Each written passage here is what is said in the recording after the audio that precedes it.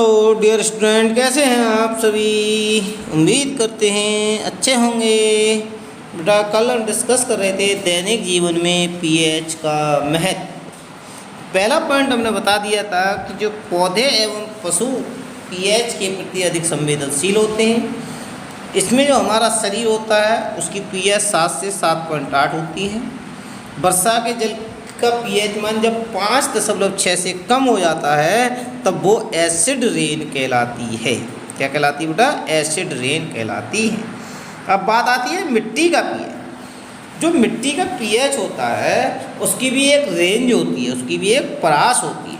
ठीक है, यदि उसे कम और अधिक कर दिया जाए तो उसके अनुसार क्या होता है, जो हमारी फसल वगैरह होती है वो डिस्ट्रॉय हो जाती है। यदि अम्लीय हो जाएगा तो आप जानते ही हैं अम्ल क्या काम करता है, सभी को जलाता है। तो इससे हमारी यदि मिट्टी की पीएच हमारी अम्लीय होगी तो हमारी फसल कम पैदा होगी, और यदि क्षारीय होगी तो अधिक होगी। क्योंकि आपने देखा होगा हम जो इसमें केमिकल्स वगैरह डालते हैं, डीएपी यूरिया वगैरह डालते हैं या सादा खाद वगैरह डालते हैं, वो किसके लिए डालते हैं?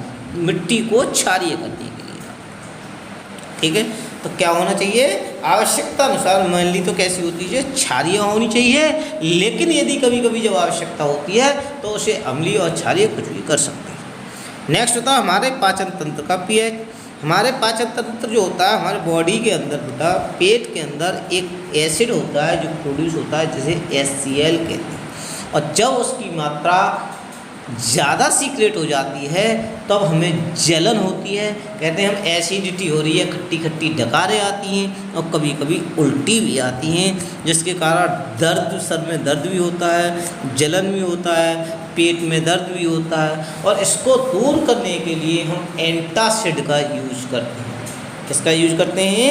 एंटासिड का यूज करते हैं, यानी क्षार बेस का यूज करते हैं। और मैंने आपको प्रॉपर्टी में बताया था कि जब एक एसिड और एक बेस आपस में रिएक्ट करते हैं तब न्यूट्रल रिएक्शन होती है, न्यूट्रल लवण होता है, इसलिए उदासीन लवण होता है।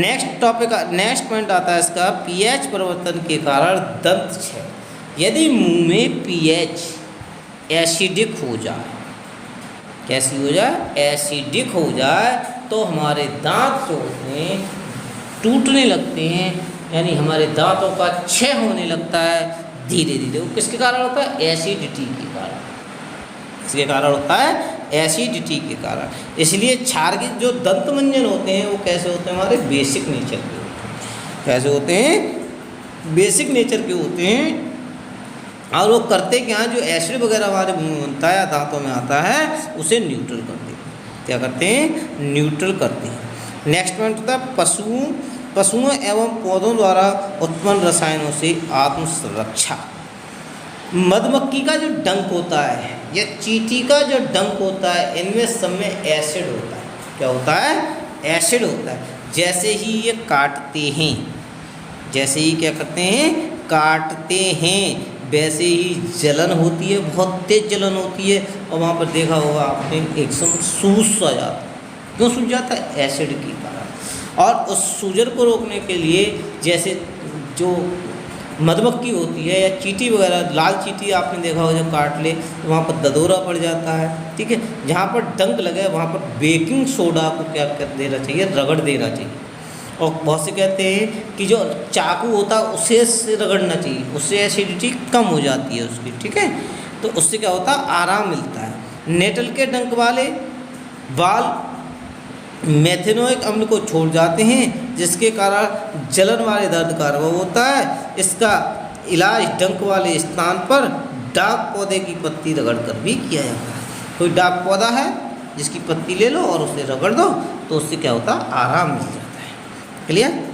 नेक्स्ट आता है लवणों का पीएच। जब बेटा प्रबल अम्ल और प्रबल क्षार आपस में क्रिया करते हैं तो उदासीन लवण बनाते हैं, और उदासीन लवण का पीएच 7 कितना होता है? 7। और जब प्रबल अम्ल और दुर्बल क्षार क्रिया करते हैं तो अम्लीय लवण बनाते हैं। इसका मतलब पीएच 7 से कम होता है। नेक्स्ट, प्रबल क्षार और दुर्बल अम्ल कैसा बनाते हैं? क्षारकीय लवण, यानी पीएच 7 से अधिक होता है। ठीक है, तो जब न्यूट्रल तो 7 होता है, और एसिडिक कब होगा? जब 7 से कम होगा। बेसिक कब होगा? जब 7 से अधिक होगा। क्लियर है? तो साधारण नमक जो होता है एक बेटा, ये चीज़ यहाँ तक आप क्लियर आई, ठीक है। इसके बाद नेक्स्ट आता है कि जो साधारण नमक होता है उससे रसायन बनते हैं। अब कुछ हमारे टॉपिक्स होते हैं जिनसे हम पढ़ेंगे, ये बहुत आपके एग्जाम में पूछे जाते हैं। क्लियर है? तो इन्हें टॉपिक्स को अच्छे से याद करना है आप लोगों को, सभी बच्चों को। साधारण नमक से रसायन कौन कौन से होते हैं? सोडियम हाइड्रोक्साइड बनता है, ब्रंजक चूर्ण बनता है, बेकिंग सोडा बनता है, धोने का सोडा बनता है, प्लास्टर ऑफ पेरिस बनता है। तो एक एक करके हम इनका अध्ययन करेंगे। सर्वप्रथम देखते हैं सोडियम हाइड्रोक्साइड। तो बेटा सोडियम हाइड्रोक्साइड जो होता है इसका सूत्र होता है NaOH। क्या होता है? NaOH, sodium hydroxide. और जो सोडियम हाइड्रोक्साइड हम प्राप्त करते हैं जब हम नमक जो हमारा होता है NaCl, उसकी रिएक्शन किसके साथ करते हैं? जल के साथ करते हैं, तब हमें सोडियम हाइड्रोक्साइड प्राप्त होता है और क्लोरीन गैस निकलती है। क्या निकलती है? क्लोरीन गैस निकलती है। तो इसमें एक चीज़ हो जाती है बेटा, एक सेल सा बन जाता है, एक सेल बनता है और उसमें एक कैथोड होता है, एक एनोड होता है। क्या होता है? कैथोड होता है और एनोड होता है। तो एनोड पर Cl2 गैस निकलती है और कैथोड पर हाइड्रोजन गैस निकलती है। और कैथोड के पास वाला जो बिलियर होता है वो क्या किसमें के रूप में प्राप्त होता है? सोडियम हाइड्रोक्साइड के रूप में प्राप्त होता है। इसका उपयोग जो करते हैं, अब क्या आता है? सोडियम हाइड्रोक्साइड बनाने की विधि और इसका उपयोग में दो चीज़ पूछी जाती हैं। ठीक है? तो सोडियम हाइड्रोक्साइड कैसे बनाया जाता है? जब सोडियम क्लोराइड की क्रिया जल के साथ करते हैं तब सोडियम हाइड्रोक्साइड बनता है और क्लोरीन गैस निकलती है। क्लोरीन गैस एनोड पर निकलती है जबकि हाइड्रोजन गैस कैथोड पर निकलती है और कैथोड के पास ही सोडियम हाइड्रोक्साइड का सॉल्यूशन पाया जाता है यानी बनता है। इसका उपयोग जल की जो क्लोरीन गैस निकलती है, अब देखें उसका उपयोग किसके लिए करते हैं? जल की स्वच्छता के लिए करते हैं। जो HCl होता है उसका किसके लिए उसका उपयोग कहाँ करते हैं? इस्पात की सफाई, औषधि आदि के लिए करते हैं। हाइड्रोजन गैस का उपयोग कहाँ करते हैं? ईंधन मार्गरीन के लिए करते हैं। और सोडियम हाइड्रोक्साइड का प्रयोग कहाँ करते हैं? धातुओं से ग्रीज हटाने के लिए, साबुन बनाने के लिए, कागज़ आदि बनाने के लिए करते हैं। क्लियर है? नेक्स्ट आता है हमारा व्यंजक चूर्ण। क्या आता है हमारा? व्यंजक चूर्ण। और व्यंजक चूर्ण का सूत्र होता है हमारा CaOCl2। व्यंजक चूर्ण का सूत्र क्या होता है? CaOCl2। जब शुष्क बुझे हुए चूने पर क्लोरीन की क्रिया करते हैं, कैल्शियम हाइड्रोक्साइड पर किसकी क्रिया करें? क्लोरीन की क्रिया करें, तब हमारा व्यंजक चूर्ण प्राप्त होता है। यानी कैल्शियम हाइड्रोक्साइड CaOH का होल ट्वाइस प्लस Cl2 क्या बनता है? CaOCl2 प्लस H2O बनता है। इसका उपयोग जो होता है वो वस्त्र उद्योग में सूती व लिनेन की विरंजन के लिए किया जाता है।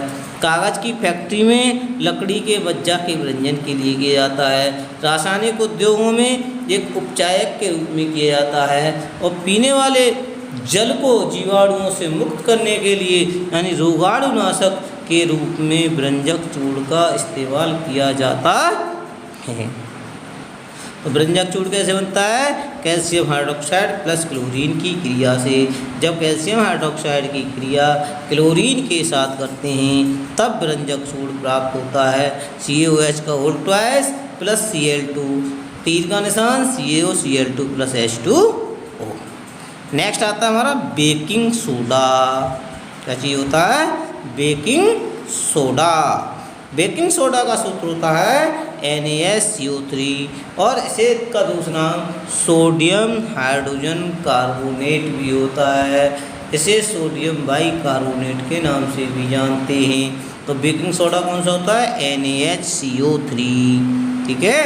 बेकिंग सोडा को सोडियम बाइकार्बोनेट भी कहते हैं, सोडियम हाइड्रोजन कार्बोनेट भी कहते हैं।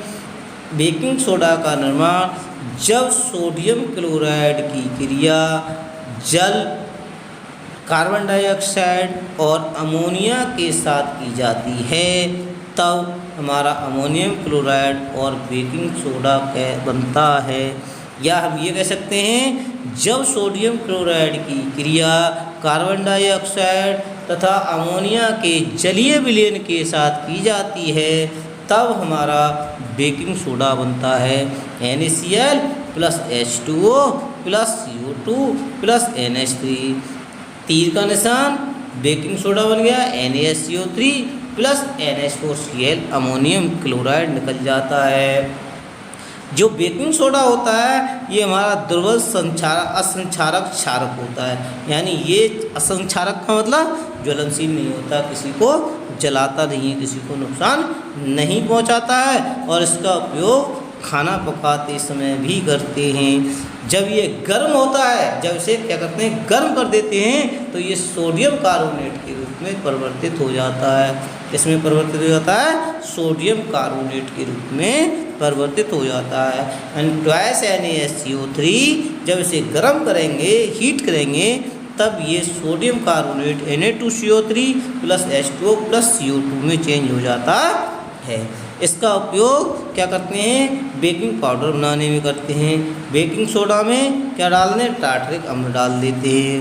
ठीक है, इसकी क्रिया से CO2 के कारण जो खमीर उठ जाता है, क्या होता है खमीर उठ जाता है, वो मुलायम तथा स्पंजी हो जाता है। आपने देखा होगा छोले भटूरे वगैरह जो बनाते हैं उसमें सब में ये क्या डालते हैं बेकिंग सोडा डालते हैं, जिससे वो सब फूल जाते हैं। ठीक है, ये एंटासिड का कार्य का एक संगठक होता है, लघु उसी का कार्य करता है एंटासिड का।